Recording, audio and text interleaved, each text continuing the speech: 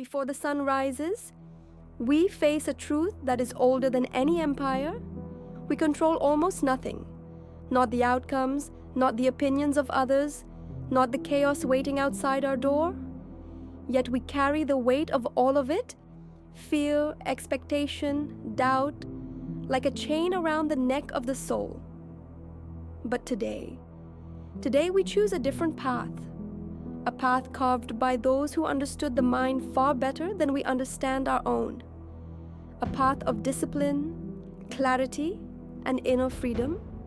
We begin our journey with 7 actions, a ritual of self-mastery, each one cutting us free from the world's grasp. 1. Face the chaos within. Before the world demands anything from us, we confront the storm inside. Marcus Aurelius whispered to himself each dawn, "You have power over your mind, not outside events." So we sit and we look inward. What fear are we dragging from yesterday? What emotion is already trying to rule us? We don't fight the chaos, we observe it, because what we observe with clarity loses its power to control us. This is where detachment begins. 2. Return to the present moment. The world pulls us into 1,000 imagined futures, but we return to the only territory we command, now. We ask ourselves, what in this exact moment is truly under my control? Not the past, not someone else's judgment, not destiny, only our breath, our decisions, our response. Seneca warned us long ago, we suffer more often in imagination than in reality. So we abandon the imagination and step fully into the present. 3. Cut the strings of emotional slavery. Destructive emotions want obedience. Anger says, react. Fear says, hide. Anxiety says, surrender. But we are not slaves to emotion. We are not servants of impulse. Epictetus said, any person capable of angering you becomes your master. So we breathe, we pause, we let reason speak before emotion takes the throne. This is not coldness, this is strength. And with each controlled breath, the world loses its grip on us. 4. Practice voluntary discomfort. We choose something difficult today, on purpose. Cold water, a demanding task, silence instead of distraction. Why?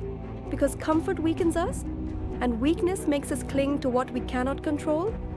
Seneca urged us to train the spirit like a warrior. Set aside days to live with the bare minimum, so you may learn to fear nothing. Through chosen discomfort, we prepare for unchosen suffering. 5. Accept the world exactly as it is, not as we wish it to be, not as we fear it might become, but as it is, raw, indifferent, uncontrollable. Acceptance is not defeat, it is clarity. Marcus Aurelius said, the impediment to action advances action. So when life blocks our path, we adapt, we change angles, we move forward, not in anger, but in understanding. Every obstacle becomes part of the journey. 6. Root your identity in virtue, not outcomes. The world praises results, but results do not belong to us. Our identity belongs to something deeper: discipline, integrity, courage, reason. Outcomes are external. Virtue is ours alone. And when we anchor ourselves in virtue, the storms of fate cannot move us. 7. Release everything that is not yours to carry. And finally, we let go. Expectations released, fears released, the past released. Every burden that does not belong to us, released. Epictetus drew the line clearly. Some things are up to us and some are not.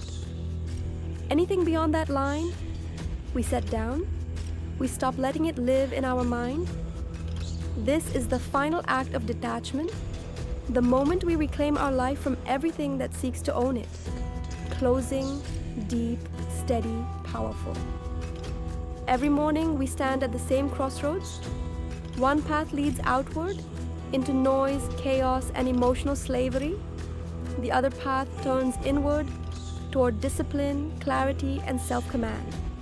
We choose the inner path, not because it is easy, but because it is the only path that belongs entirely to us.